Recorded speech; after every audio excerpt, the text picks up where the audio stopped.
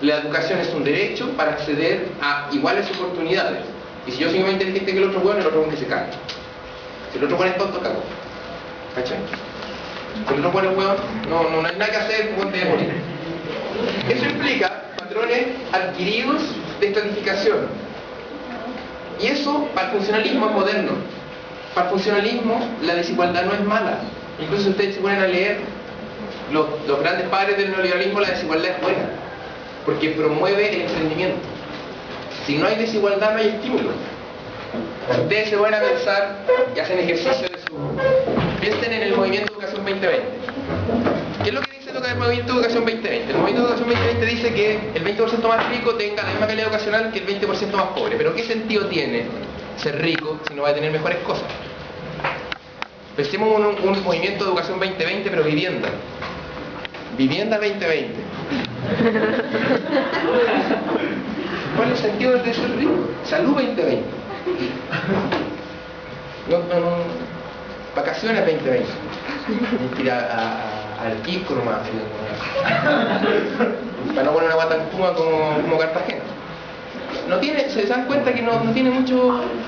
Porque todo eso parte de la base que la desigualdad, por decirlo de alguna manera, la desigualdad es positiva en ciertos grados y bajo ciertas características. Es positiva en ciertas magnitudes, ya cuando hay demasiado, como en Chile ya se chacrea la agua, y es positivo cuando está construido en ciertos ramos. ¿Cuál es la discusión acá?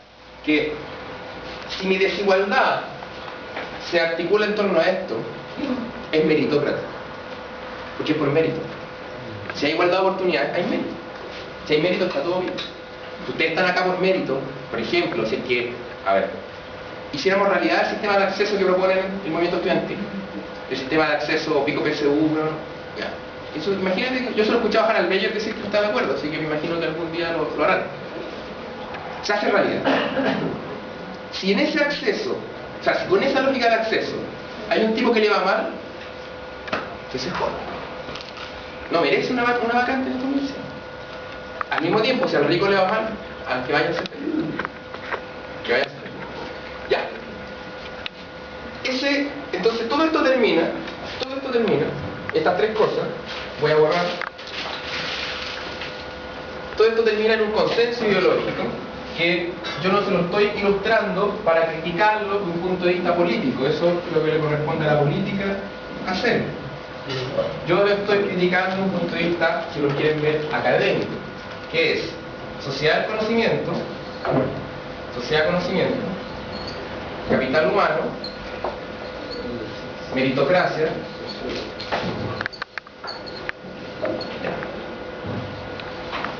igual, esto es justicia social. ¿Ya? A ver, esto tiene, como les comento, tiene 3000 formas de ser estructurado en términos políticos, por un movimiento como el de ustedes. Detrás de esto hay procesos políticos y sociales, históricos, desarrollos de fuerzas que imponen unos paradigmas sobre otros. Esto no es una evolución simplemente conceptual. Yo acá me estoy ahorrando esos pasos. ¿Cuál es el tema acá? Que siempre la relación entre capitalismo y igualdad, siempre ha estado asociada a política socialdemócrata. Es el gran argumento de la socialdemocracia, el gran tema de la socialdemocracia. La gracia de este consenso entre las teorías de la sociedad del conocimiento, el capital humano y las teorías funcionalistas de la estratificación es que permiten construir una lógica, un discurso y una práctica que nos acerque a la justicia social prescindiendo de las políticas socialdemócratas, de derecho universal. Entonces se empieza a construir la posibilidad de una concepción distinta de los derechos sociales vinculados a las políticas socialdemócratas. Y ahí surge lo que ustedes conocen como políticas sociales focalizadas. ¿Cuál es la gracia de las políticas sociales focalizadas? Que si yo me como esto y la sociedad es un continuo jerárquico, el sentido de la educación pública es ayudar a que Juanito, que está acá, vía mérito, se inserte donde le corresponde. Porque la justicia social se consigue así. porque lo que se quiere es igualdad de oportunidades. Ese es el fundamento ideológico de la focalización. Y a veces nosotros, en el movimiento estudiantil, se come todo esto. Yo no digo que esto vaya que quemarlo, tampoco estoy diciendo que tampoco estoy en contra de que se forme capital humano, no sé, eso lo tendrán que ver ustedes. El punto es que permite construir una noción de justicia social en que no es necesaria una concepción de derechos sociales universales, y eso tiene una consecuencia muy grande en lo que nosotros entendemos como educación pública. Porque, por ejemplo, para Hannah Bayer y para Brunner, para los grandes ideólogos neoliberales de la concertación de la derecha, la educación pública es un cheque. Es un cheque. Por eso es que la BIM dice eso. La BIM dice, pico si la universidad es religiosa o laica. O sea, al final del día, tú como capital humano de avanzada eres neutro. Y el sueldo que vas a ganar no depende si eres Opus Dei o eres laico. De hecho, la gente que estudia en la universidad, sobre todo los profesionales de primera generación, o sea, la gente que tiene papás que no son profesionales, lo hace para ganar más plata.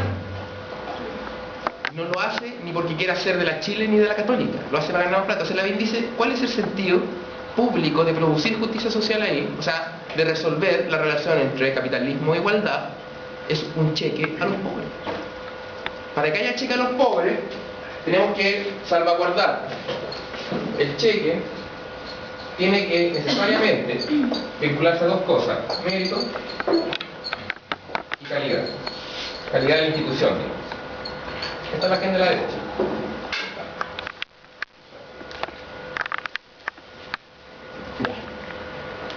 Esta concepción de educación pública, que ustedes seguramente están en contra, sobre todo en la Universidad de Chile en general estamos en contra de eso, ustedes la pueden criticar políticamente, ¿ya? Y eso es un rollo que ustedes verán. La gracia de esta cuestión, de este estudio, es que lo que nosotros nos dimos cuenta es que con este paradigma no se puede hacer ciencia, no se puede hacer sociología en este caso, sobre educación superior. Lo que te dice el paradigma, el programa de investigación de las ciencias sociales, cuando nos comemos esto, es determinar la probabilidad de que Juanito ingrese acá. Y con complejos modelos estadísticos, con sesudas técnicas de análisis multivariable, agarramos a Juanito y vemos qué variables, las variables que determinan su rendimiento. Y eso es la ciencia. Entonces tomo a Juanito, veo que él tiene escaso capital cultural acumulado. Juanito estudió en un colegio municipal, en Sevilla, su papá hablaba de fútbol nomás, su mamá era, no sé. Entonces, lo que hay que hacer son programas de mejoramiento de eso y mejorar la calidad de la educación. Ya. De un punto de vista sociológico eso es insuficiente. ¿Por qué? La educación superior tiene múltiples efectos en la estructura social. No solo eso. Tiene múltiples efectos. Y esos efectos, primero, sustantivamente tienen que ver, esencialmente, primero, y nada, con la conformación de grupos sociales. Porque para la sociología, para las ciencias sociales en general de matriz no funcionalista, la sociedad no es un continuo.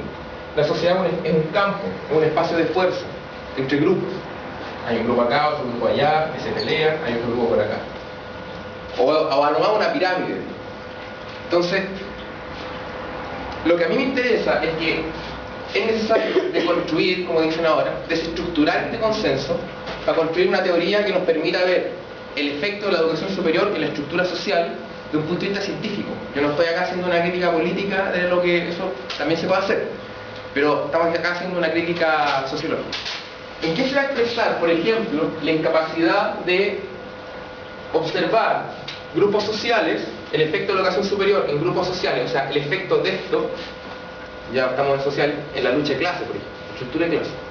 Esos son conceptos sociológicos, estructura de clase, lucha de clase, no son panfletos.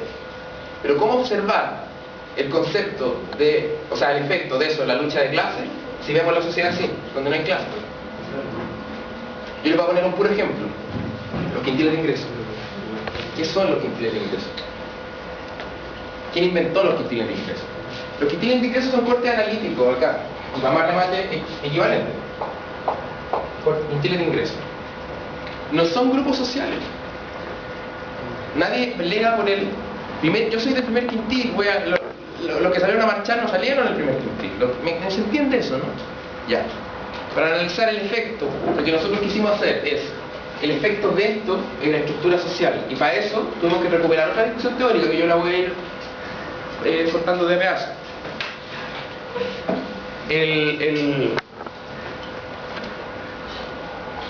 La conclusión fundamental es que la educación superior efectivamente tiene un efecto en la estructura clásica, sumamente importante, que es determinante en términos de los sectores sociales que van a tener capacidad de expresar demandas de otros sectores sociales. Y que es lo que, en mi opinión, es muy importante para entender por qué hoy día es en la educación o con Hidraicén que se producen este tipo de movimientos.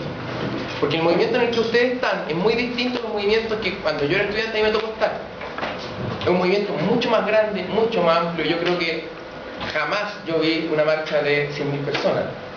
Yo me acuerdo haber visto marchas de 5.000, que era harto, 10.000, hasta 20.000 voy a contar, 15.000. Ya 100.000 son proporciones que no están a la orden del día en los movimientos sociales chilenos. Entonces, la idea de nosotros es comprender la realidad, cómo funciona, cuál es el efecto de la educación superior en la estructura social que produce ese tipo de cosas, y no solo cuál es el efecto de la educación superior en las probabilidades de Juanito en llegar acá.